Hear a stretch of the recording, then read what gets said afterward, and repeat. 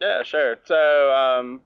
Back in 2012, I was studying in college international finance, and always like traded stocks growing up since I was really young. And Bitcoin was just something that you could trade and leverage and make a bunch of money with it. So I got involved not knowing at all really what it was. And after a few months of trading it, I really dived into the underlying technology and blockchain and saw the potential that it had to disrupt the world like the internet did 20 years ago. And from then, I got into Bitcoin mining, building computers, then building some web apps for analytics on Bitcoin. And then once Ethereum came out, I've been a big supporter of that for a long time. Just seeing that as the whole foundational level for the future of the machine economy and Internet of Things. And Ethereum really sparked my interest. So been involved with that for a long time.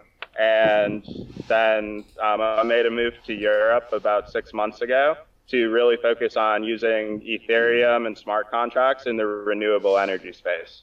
And that's kind of how MyBit, the idea was conceived and how we started building it really in like January or February is when a few of us started. And we've expanded our team by about 15 or 20 people since then.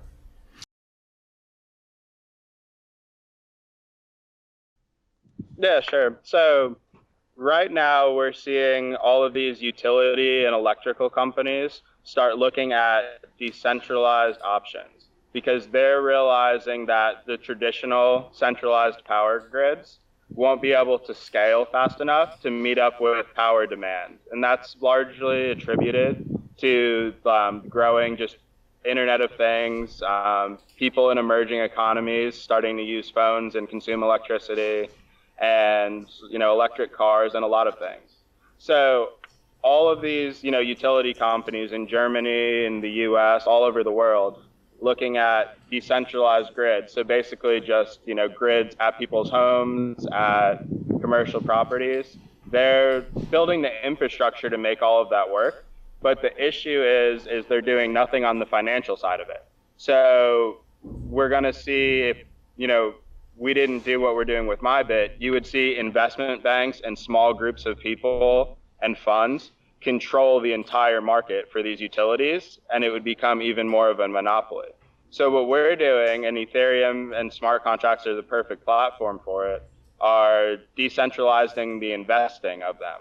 So that way anybody like me or you and the average person can invest in these, decentralized grids and get revenue sharing from it. So that way money doesn't just flow to the top and the rich get richer and the poor get poorer, but everybody has an opportunity. And these big centralized funds will still be able to invest in this, but it just levels the playing field to give the average person an option to invest in it, which is just, it's needed in the world.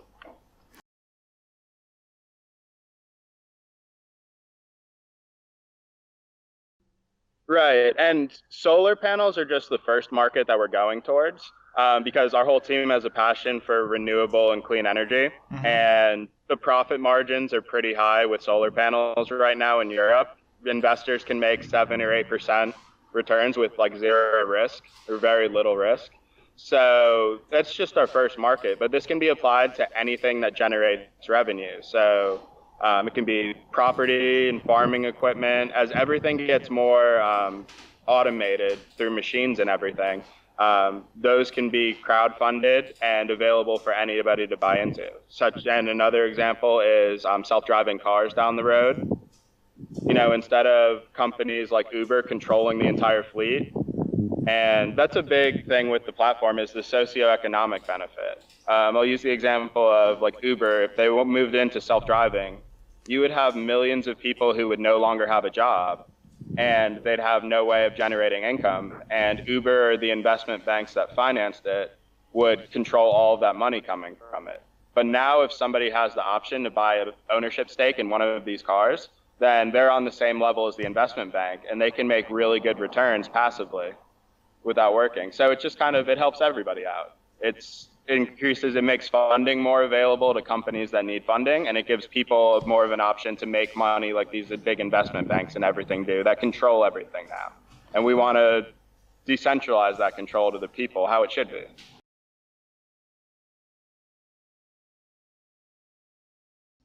So not really, because what we're building, you could do with traditional technologies, but the issue is it would involve piecing together all these different things like a payment software, accounting software, identity management, a lot of different platforms. And every time you bridge together two apps, you're creating attack vectors. So it makes the network vulnerable.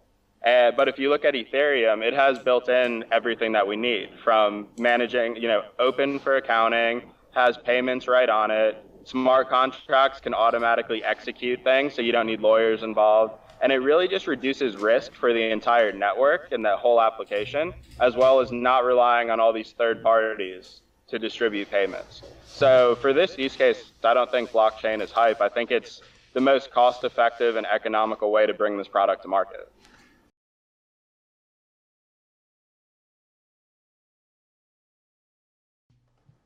So the network as a whole, so everybody involved in it, will get a percentage of all the transaction fees.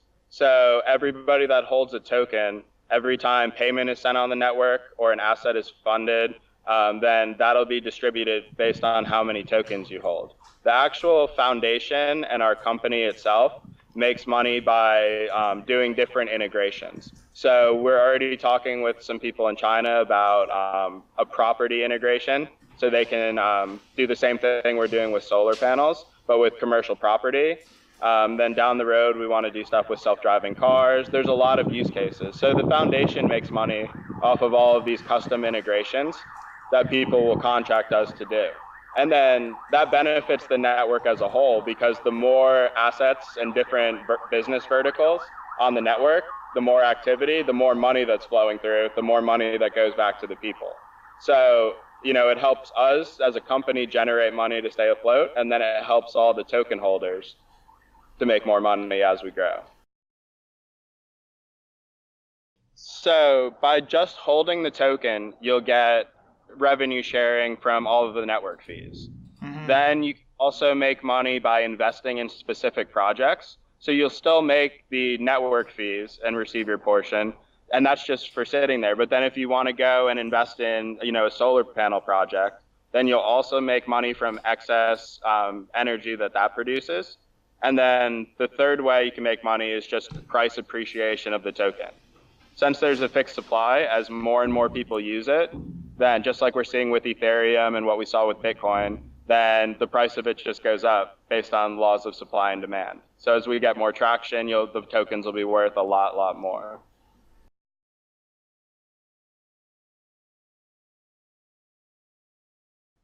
So that question, we really can't give any concrete numbers. We're not planning on launching the beta version until next January or February.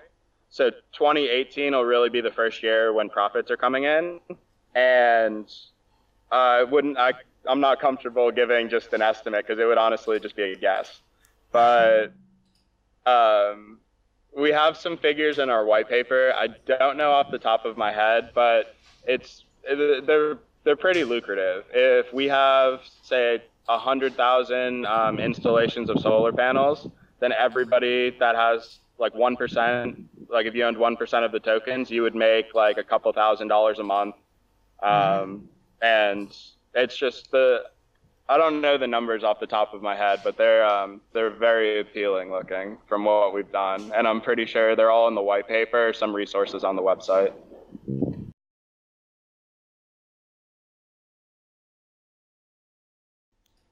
Right. So right now we're staying out of the U.S. because there's too much compliance issues. Mm-hmm. The whole, not just token sales, but energy and peer-to-peer stuff. The U.S. just has way too much. So we're launching the market in Germany, because Germany is the most friendly with solar panels. So consumers that want solar panels in the German market will be able to get some, but investors are welcome to invest in that from anywhere in the world, except the U.S. right now. So somebody in China or other places in Europe can invest in Germany. After Germany, we're going to Austria, because Vienna in that area is also great on clean energy. And then our 2-year goal is to really hit emerging markets like Northern Africa. because these countries, they don't have the traditional infrastructure in place right now. So they would benefit a lot from decentralized and at-home solar panels. And the climate is great there where it can generate great returns. So the emerging markets and the MENA region, like Middle East and Northern Africa, are really what we're going to target to really expand it.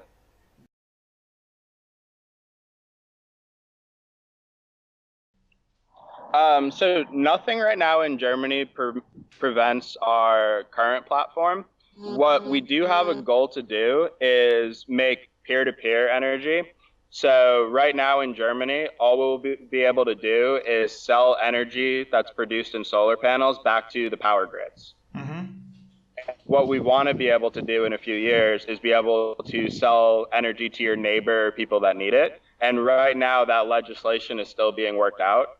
So right now we can't go to market with that.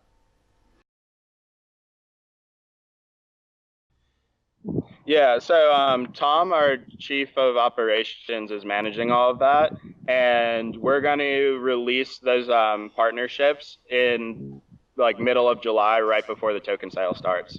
Since we're still waiting on a few signatures, we don't want to publicly disclose something and have lawyers start jumping on us, but that information's coming really soon. Right. So right now, what we're doing, just like many others are doing, is registering a nonprofit organization in Zug, Switzerland. And that's pretty much the standard that everybody's doing because they have very friendly regulation towards this. And then we will also have an operating entity that's doing all the business out of Germany. And right now, really the only thing, the regulation, is we can't open up the token sale to US residents. But other than that, it's still in a gray area where we're compliant by all the rules. But we also know that those could change very fast because there's been billions of dollars pumped into these ICOs in the past year. It's definitely on the regulator's radar. So we're just being very proactive and staying on top of any rules so that we're flexible and we can stay compliant with everything. Singapore, Japan, and Switzerland have passed legislation where it's completely okay. Then the other countries throughout the world have not passed any regulation, so it's still okay for people to join. The US is really the only country, because of the SEC and all their compliance policies, is the only country where it may not be legal right now. And we don't want to mess with the US.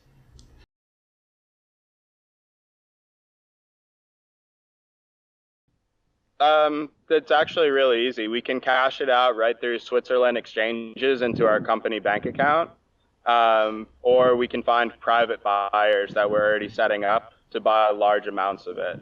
And we are escrowing the funds with a company out of New Zealand called Brave New Coin that's very reputable. They did it for Banker, Mobile Go, all of like the major ICOs.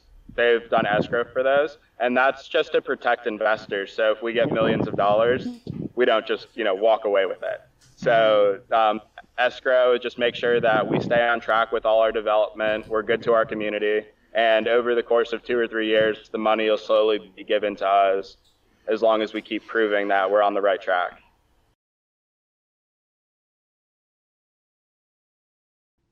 We actually built our own. So it's fully functional on the website right now just to look at it. And we've had it security audited and everything, and it looks good. So yeah, we just built our own on that. What we are planning to do is use Wings as a forecasting tool. I was talking to the guys there a few weeks ago, and they did the forecasting for Banker.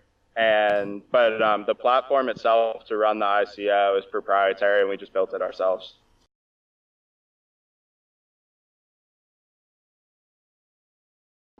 I mean, I have nothing bad to say about any of them. We just decided to go on our own, so we had more flexibility in creating whatever we wanted. And honestly, it's pretty easy to make. It took under a month, so it wasn't that hard to do on our end. And we just wanted to be in control of different functionality, and we didn't want to rely on a third party in case something went wrong. and relying on them to fix it. We want it to be able to fix any issues on the spot while the ICO is going.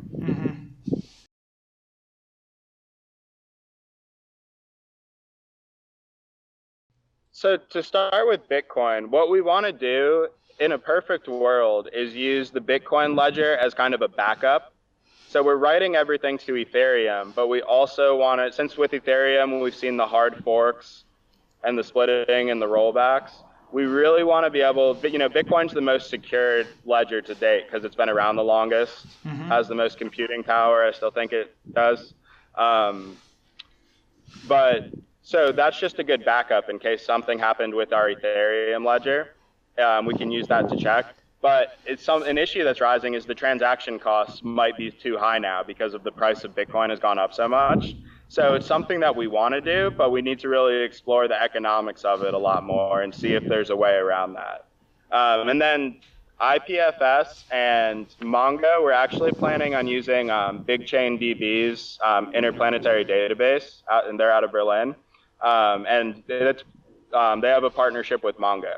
So the reason why we're doing that is to store all the extra information, any photos, any personal information. And we want to make this a fully decentralized application because, I'm a huge proponent of decentralization because if we had a centralized database and somebody got into it and started changing values, that would wreck our whole application. So I think down the road, we're going to see pretty much everybody using these decentralized databases in BigChain or Interplanetary Database or Swarm or stuff like that. So that's why we're planning on using a decentralized option for that.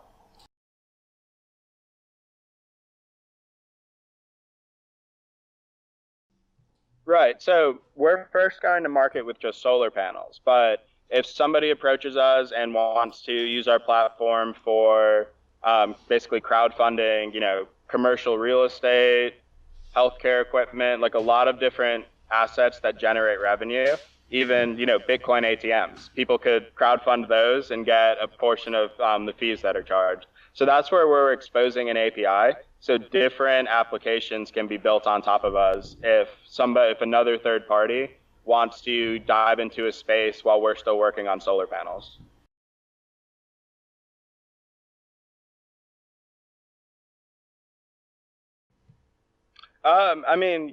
You could. The main thing of the MyBit platform and anything open source is there's always, to do a correct open source application, in my eyes, you need to have a proprietary layer at the top. That's usually like a user interface or some tools that make it easier to use. So our core technology on the back end is all open sourced and could be replicated. But what really will differentiate us is how much time and effort we're putting into the front end and the ease of use. So anybody around the world can use it without any technical expertise and doesn't need to know how to code or anything like that. Just like a plug and play module. Our user interface and the onboarding of new assets and just pretty much like the whole front end and registration components of it.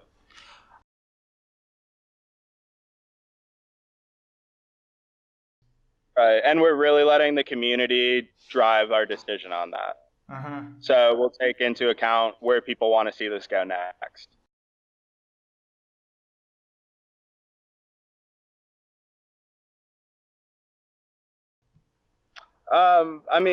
The MyBit platform, other than the technology, a big component is, the community and marketing and everything. So being able to put like a brand behind what they're doing makes their application much more usable than just, building something on Ethereum and hoping people use it. You get what I'm saying? It's really the brand behind it.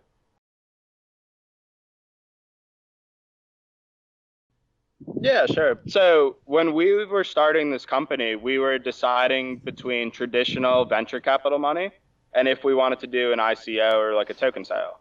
And the reason why we decided to go with the token sale is because we wanted to open this up to the community and the average person. The whole point of our platform is to not let these small, rich groups control the money flow everywhere. So it wouldn't make sense if we were building an application to level the playing field but then the only people that are allowed to invest are rich venture capitalists.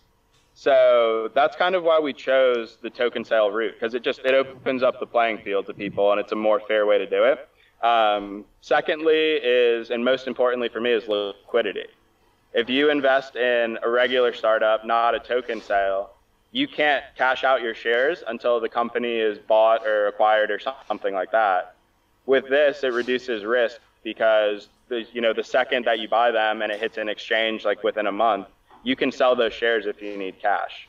And then for token sale investors, so our cap right now is $11 million or $12 million. It's about 49,000 Ether, I believe, or no, 45,000 Ether.